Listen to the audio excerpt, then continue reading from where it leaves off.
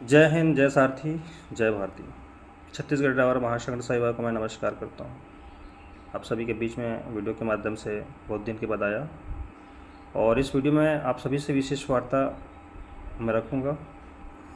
वार्ता में जो भी सिस्टम में आप कमी अभी हम देख रहे हैं, कमी सिर्फ और सिर्फ सदस्य भाइयों के अंदर में है। कई सदस्य भाई कई बार हमसे ही प्रश्न कर डालते हैं, हमसे प्रश्न पूछ डालते हैं कि भैया स्टीयरिंग छोड़ अभियान होगा कब? हम इस चीज़ में उतरने के लिए, स्टीयरिंग छोड़ने के लिए तैयार हैं। तो उनको मैं सांत्वना देते रहता हूँ, बताते रहता हूँ कि भैया हम उस स्थिति पर, उस पायदान पर नहीं पहुँच पाए हैं जहाँ पर हमको पहुँचना है। कहते हैं ना कि बहुत बड़ी नदी है, उस नदी में अविरल धाराएँ बह रही है, जल प्रपात वहाँ पर हो रहा हो और उस नदी को आपको पार करना है। और उस नदी को आप तैरते तैरते पार तो नहीं कर पाएंगे, क्योंकि कहीं ना कहीं आप थक जाएंगे और थक जाएंगे तो बीच में रुक जाएंगे। तो उसके लिए आपके पास सुविधाएं होनी चाहिए। आज सेम टू सेम प्रोसेस मैं रणनीति के बारे में बताना चाहता हूँ कि कोई भी युद्ध के मैदान पर जब सामने वाला पक्ष ज़्यादा मजबूत हो, उसके पास 10,000 की सेनाएँ, 20,000 की सेना हो, अगर 20,000 की सेनाएँ बात की बात उनके पास में है और हमारे पास कितने हैं, अगर हमारे पास में अगर 500 हैं, 1000 है, तो हम युद्ध के मैदान पर नहीं जाएंगे। उसके लिए क्या करेंगे? तैयारी करेंगे कि कम से कम हमारी जो संख्या है 10,000 से पार हो, तभी हम उससे लड़ाई करेंगे, अन्यथा नहीं करेंगे। हमारी लड़ाई सरकार से, शासन से है और शासन इतना कमज़ोर नहीं है। आप सभी देख भी लिए होंगे, जब हिट एंड रन का जब कानून लाया गया था, उस कानून को जब लाया तो 9 जनवरी को जो आंदोलन का आगाज़ किया गया था, और आंदोलन का आगाज़ जब किया गया तो उस समय सारे अधिकारियों को ढूंढ कर ठूसा गया, रखा गया, उनको रात भर बंधक बना के रखा गया।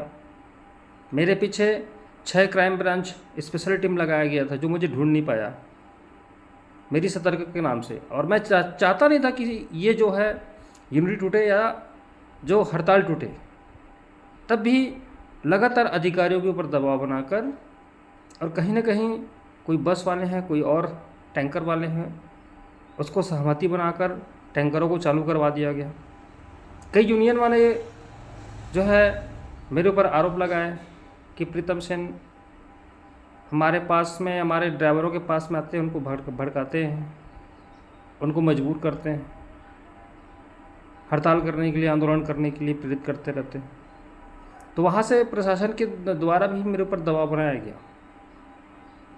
तो अब इसे तैयारी करनी है, तैयारी ऐसे करनी है कि ऑटोमेटिकली किसी को भी हम दबावपूर्ण व्यवहार उनके साथ ना करें। और सभी की लड़ाई है ये, अकेला सिर्फ हम 20 लोगों की, 25 लोगों की या 50 लोगों की या 500 लोगों की या 5,000 लोगों की नहीं है। सारे ड्राइवर भाइयों की लड़ाई है। इस लड़ाई में सभी को उतरना पड़ेगा, तब कहीं जाकर यह आंदोलन सक्सेस होगा। इसके लिए मैं विशेष आप सभी को बता रहा हूँ कि इसके लिए हम सबको मैदानी स्तर पर जुड़ना होगा। सभी भाइयों को संगठन में लाना होगा, सशक्त करना होगा, मजबूत करना होगा। हमारी फौज तैयार करनी पड़ेगी। आज हमारी संख्या कितनी है रायपुर में और छत्तीसगढ़ में? लगभग यहाँ अगर हैवी व्हीकल्स में अनुमान लगाऊं तो लगभग 5 लाख ड्राइवर हैवी व्हीकल्स के निकलेंगे। हैवी व्हीकल्स के कम से कम 5 लाख ड्राइवर निकलेंगे, सिर्फ और सिर्फ। बस की छोटी गाड़ियों को छोड़, ऑल कमर्शियल गाड़ी की छोड़, मैं हैवी व्हीकल्स की, हैवी गुड्स व्हीकल्स की बात बता रहा हूँ मैं।